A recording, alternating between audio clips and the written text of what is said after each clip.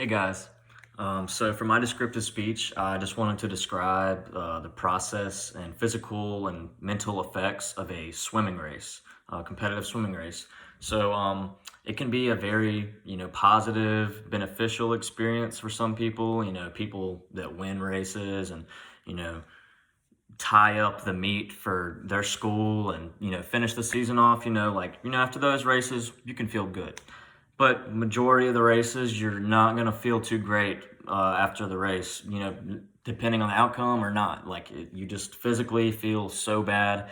It's I'll explain, but it takes a huge toll on your body that can like leave you in pain for days. But the experience you get from it, can just be very exciting for some, and for me it was at least. I would compare swimming races to like a very scary, harmless car accident. Time is pretty much just slowed down dramatically. You can remember like little tiny details. You can remember things about like, oh, I should have done this when that was happening, or I could have done that to prevent this. Pretty much the same thing goes for both. But swim races are very stressful.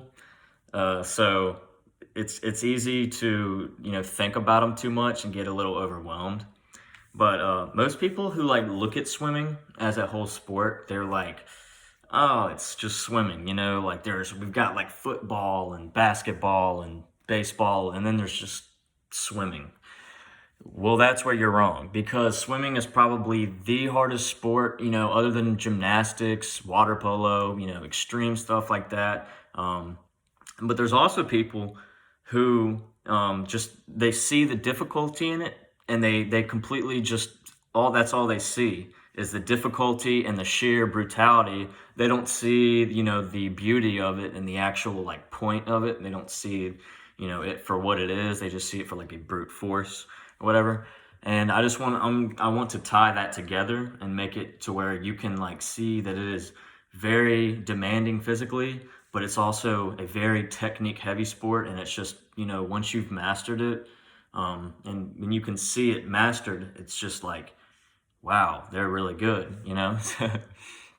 But there's three main points to a race. You've got like the walk up. That's when you're getting your name called and all that stuff, and you walk up to the actual starting block. And then you've got the actual race itself. When you're actually racing, the time clock is going, and you're like racing other people. And then you've got the ending, which is where you feel like so bad. You feel like, oh my gosh, it is like the worst thing that, oh, it hurts so bad. But those are like the three main points. So the first point, the walk up, it's more of a mind game, mentally, than anything. There's just a lot of people watching. There's only 6 or maybe 8 swimmers up on the block. So, you've just got like an entire arena looking at those people. You're one of them and you're kind of half naked. So it is a little overwhelming, but you get over it. When you're standing on the block waiting for them to like call out the commands and take your mark and everything, you have like the most anxiety ever. Your butterflies are just through the roof, man. It is so bad.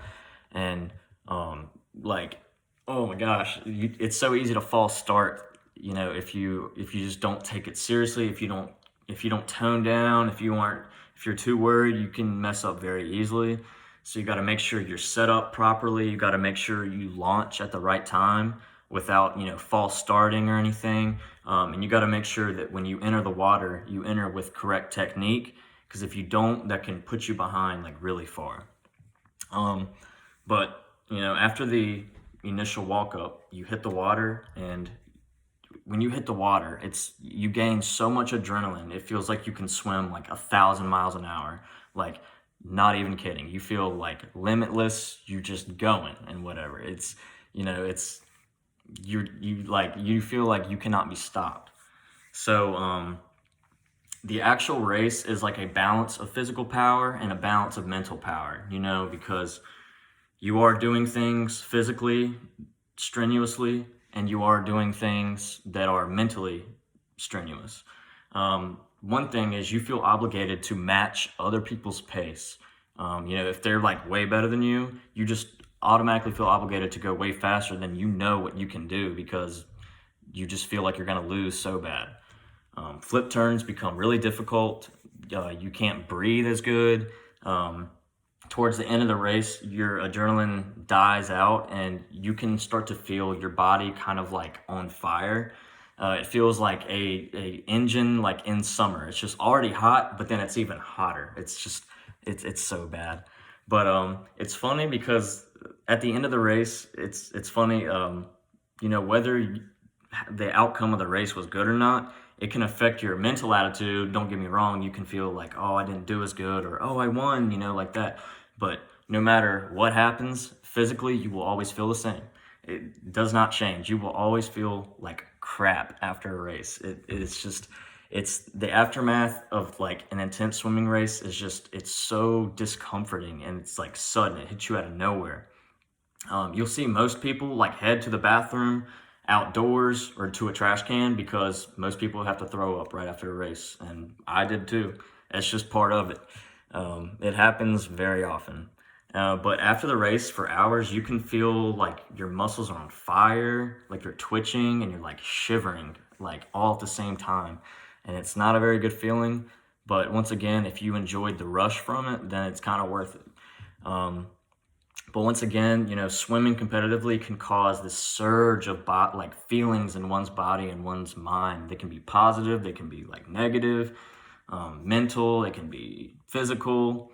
But the initial walk up, the race itself, and after the race are pretty much the three main points, and they all have different levels of strengths and weaknesses and things. And I know while this all may sound like very terrible, it makes you like go like, why would I even want to swim? Well, most people after a while of doing it kind of like find it easier to do it repeatedly. It's not that it doesn't feel the same, it's that they get more used to it. And just know that Michael Phelps does this 7 days a week, all year, no breaks. He wins gold. So try it. You might like it.